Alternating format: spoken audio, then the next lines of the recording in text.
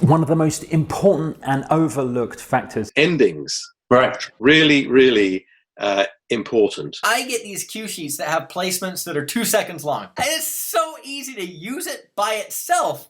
How you end the track is one of the most important and overlooked factors if you're writing for library music and film and TV in general. This video will tell you why ending a track correctly is so important. The rules to create the perfect finish to all of your tracks. Plus, you'll hear advice direct from an award-winning TV editor and a very successful library music composer. For great insider tips on writing production music for music libraries, TV and film, subscribe to the Music for Income channel and hit that bell to be notified when we post a new video each week.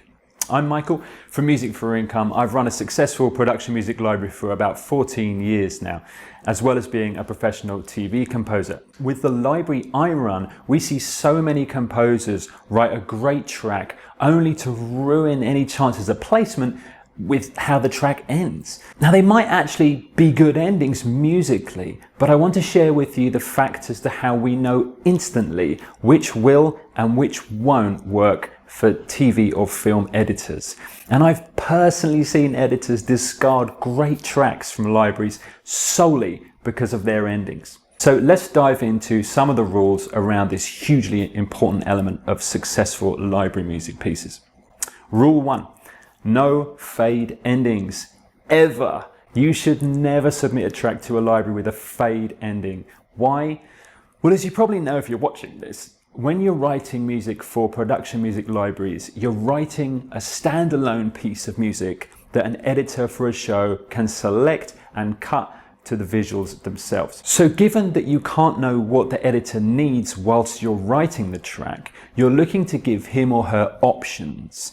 If the editor wants a fade end, they can loop another section of your track and fade that themselves. So what you need to give them is the option of a concise ending. I interviewed award-winning editor David Fairhead for the Library Music That Sells online course, and he himself brought up the importance of endings.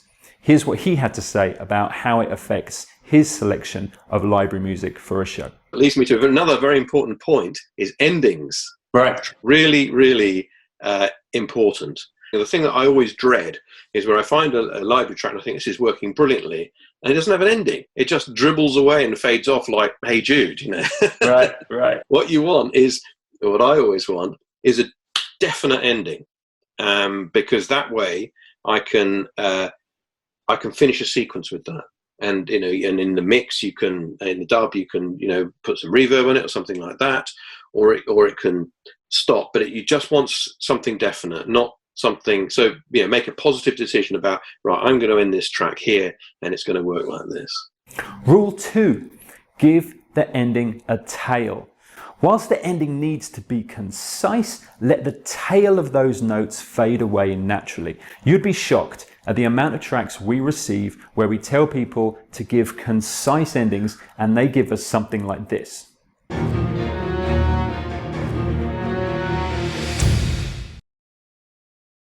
That's just a lazy chop of the audio. And if that's what an editor wants, not that it would be, she could do that herself.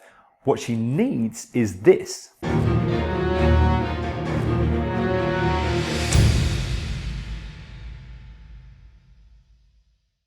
Rule 3, make your endings sound final and complete.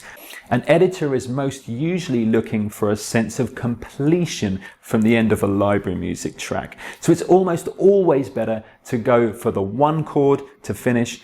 Remember, the key here is usable. Now, comment below if you've got a cool technique to end your tracks. Maybe it's a production technique that you use, like reverse effects or something to do with a reverb, an arrangement trick, chord progression, or even a rhythmic figure that you've found to be a winner. It can be as simple as anything. In fact, simple is often the most effective way.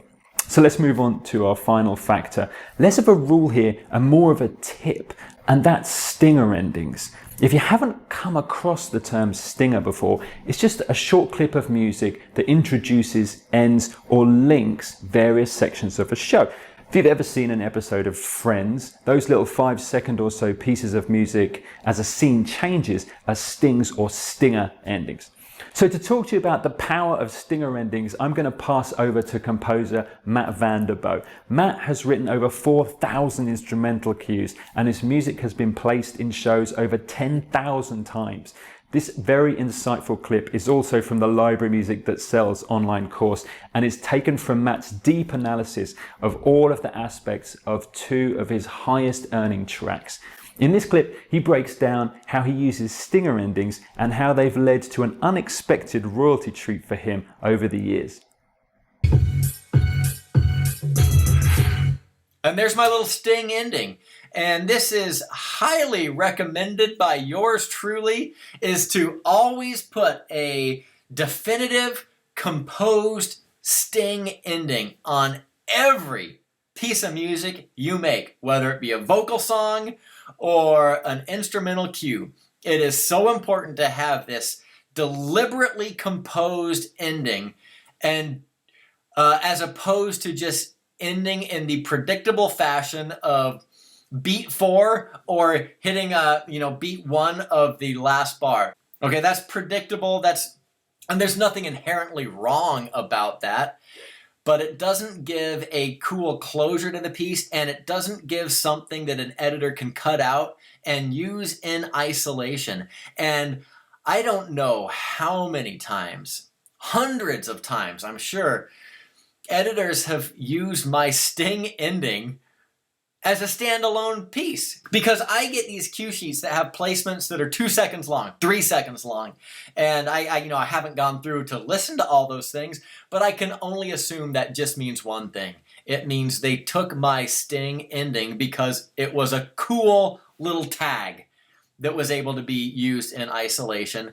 And I wouldn't even be surprised if editors have used my endings on other people's tracks that didn't compose their own endings. Okay, so it's just a great way to just increase your revenue stream by having something that's so easy and small. Like they can just sprinkle it in like salt and pepper here. But here's this stinger.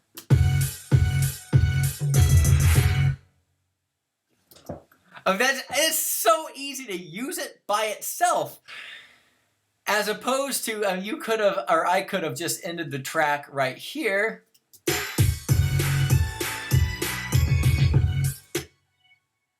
And that'd be okay, but it wouldn't give me this cool usable piece that is this. And it doesn't really take much to do a good stinger. I use this rhythm so many times. I use a variation of probably 5 rhythmic endings. This is one of them. Dun, dun, dun, dun, dun. Another one I use is dun, dun, dun, dun, like a drag triplet feel. Like I just hit the same note a couple of times, vary it, and then hit it again. It's so easy to make these stingers, but yeah, it's so important for your compositions that you do that. So there you go. No fade endings. Let the tails of your endings breathe. Have an ending that sounds final and complete. And if possible, use something that could double as a stinger. So now you know how to end your tracks perfectly, but what are the other elements and structures that editors need in your music in order to select your tracks for film and TV usage? I've put together 3 comprehensive lessons on just that, where you can hear directly from editors themselves, and these rules apply no matter what genre you write in. You can grab these lessons for free by clicking on the link in the description below. Check out these videos next on how to be a composer that music libraries love to work with, and if you like this video, hit the like button, be sure to subscribe and share it with friends. We'll catch you next time.